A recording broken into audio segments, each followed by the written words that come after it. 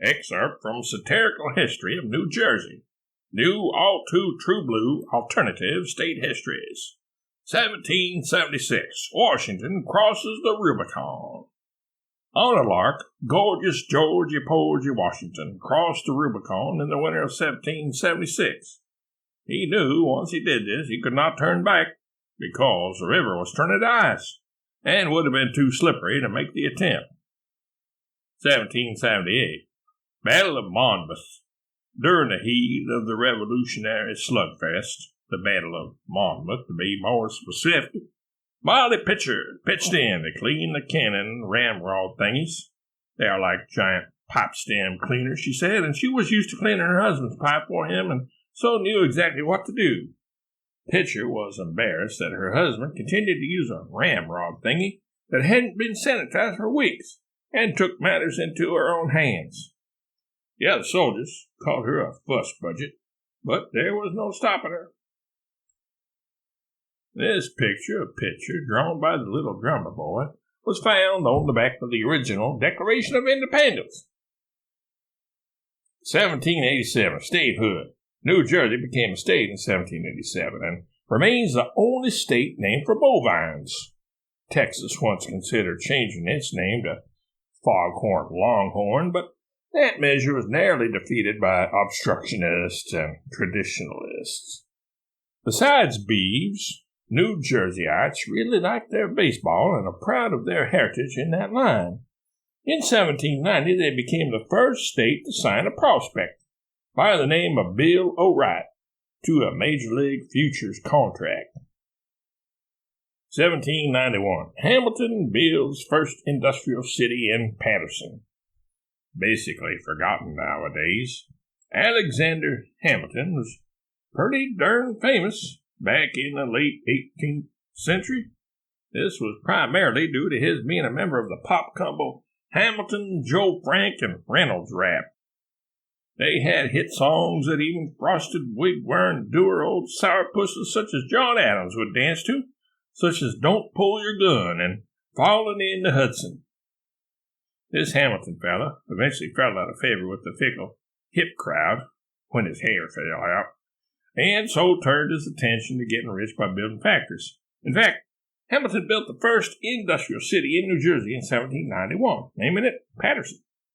One of the first factories in Patterson manufactured comedians, turning out, among others, Lou Costello, grandfather of Elvis and partner of Bud Abbott. This is that storied bastion of American ingenuity.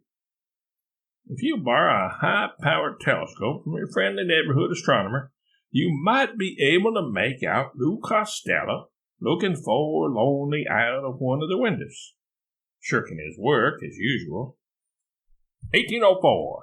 Hamilton and Burr duel in Weehawken. Alexander Hamilton and Raymond Old Ironsides Burr got into a bit of a disagreement in 1804. They were both interested in the same gal, and this competition led to animosity, name-calling, and eventually a line was crossed that could not, without severe loss of reputation, be uncrossed. So the two agreed to a public arm wrestling contest to be followed by a sudden death spelling bee, if the former match proved to be too close to call. After arm wrestling each other to a draw, the spelling bee began. That failed too, though, because sometimes the judges would use the British dictionary, and other times the good old American Webster dictionary. Frustrated, Hamilton and Burr gave that up and tried another tack. This was a harpsichord duel staged in Weehawken, which is smaller than neighboring Hawken, where each tried to stump the other by naming a song his adversary couldn't play. Hamilton successfully played Don't Pull Your Gun. Burr didn't know that Hamilton had actually written the song, while a member of Hamilton, Joe Frank, and Reynolds Rap. Likewise, Burr just as ably played the Stephen Foster song Slumber My Darling. This went on for quite some time, with pieces by J.S. Balk, W.A. Mozart, and Me First and the Gimme Gimmes, stumping neither one of them and amazing the onlookers. Discovering a common interest, especially as to the last band name, The two patched up their differences and shuffled off to Buffalo, actually New York City, and strolled down Wall Street, rejoicing in the beautiful day and congratulating themselves on their good fortune and living in the time prior to billboards and honking automobile drivers. Ironsides Burr, Alex Hamilton, and Phil Schuyler on Wall Street. Check out the catlett gent talking to the lady in the portable outhouse on the other side of the street. People did not consider this type of thing to be embarrassing back in those simple and innocent days of yore. 1846, first baseball game. The first baseball game was played in Hoboken in 1846. Neither the war with Mexico nor the California gold rush had started yet, so Americans had nothing better to do with their free time and pent-up energy than play baseball. Just as the New York Giants and Jets played their games in New Jersey, so it was for the first baseball game, when the New York Knickerbockers squared off, or diamond off, against the New York Nine there in Hoboken. Trivia alert, the Hoboken kinfolks of the residents of Hackensack founded the town, hence the name of the bird. Here's a picture of the game in full swing.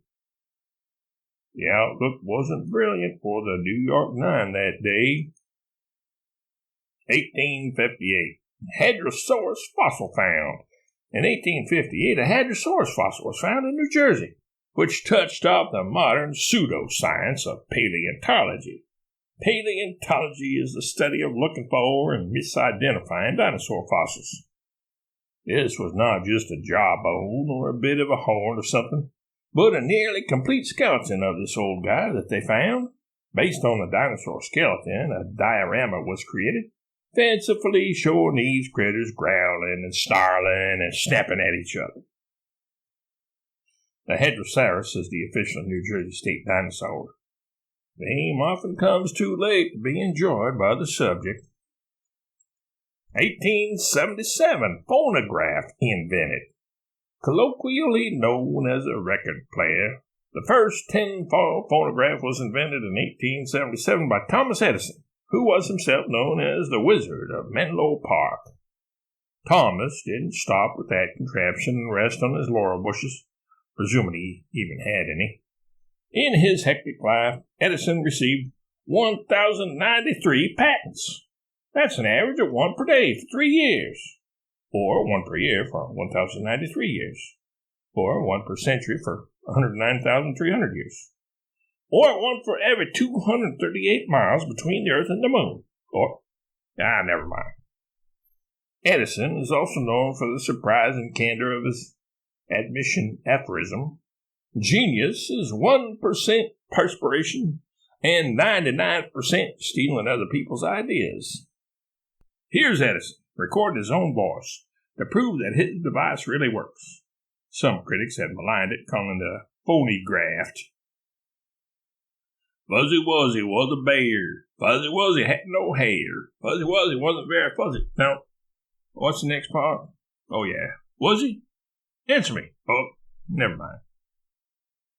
1879, light bulb invented. Up until 1879, whenever people came up with a crackerjack idea or a whiz-bang invention, they would whoop and holler, Eureka! After Thomas Edison came up with the incandescent light bulb. Though, it was light bulbs that appeared above people's heads when they had a Eureka or aha moment. 1911. Standard Oil split up into pieces parts. The mom-and-pop outfit, Standard Oil Company of New Jersey, was split into 34 smaller companies by the Supreme Court in 1911. The reason for this was that it was found that SOC had violated the SAA, Sherman Antitrust Act.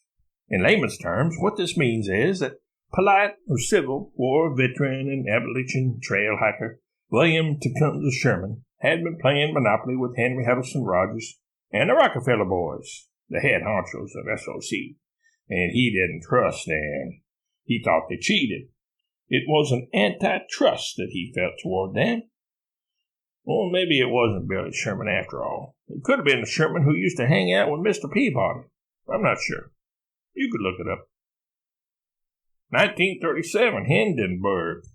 The Hindenburg and 800-foot-long Blimplin, combination dirigible, blimp, and zeppelin, hit a sail tower and fried its electronics in 1937. And here's a Hindenburg in happier times. The same place, Lakehurst, New Jersey, the year before the accident. Sailors involved in the Navy's acupuncture trials watch the co-pilots of the Blimplin as they are about to set sail. 1938. Extraterrestrials reported near Princeton. Extraterrestrial monsters, also known as aliens, were reported in Grover's Mill, New Jersey during H.G. Wells' War of the Worlds radio broadcast in 1938. Actually, it was H.G.'s grandson, Arson, who did the radio broadcast, but H.G. wrote the book, which is more difficult to do and more time-consuming. Thus deserves more credit. That's why I named him first. Arson became famous in his own right, though, becoming known in Hollywood circles and squares as Citizen Kane, because he walked with the aid of a cane. Here's a still shot from a Super 8 film shot by some kid in Grover's Mill at the time of the alien attack. Cool, they just vaporized the schoolhouse. 1973. Greetings from Asbury Park. Beginning in 1972, Freehold's Bruce Springsteen has put out album after album of easy listening elevator music. His first effort, almost rivaling Barry Manifost's mellow sounds, was the friendly welcome to his world, entitled Greetings from Asbury Park.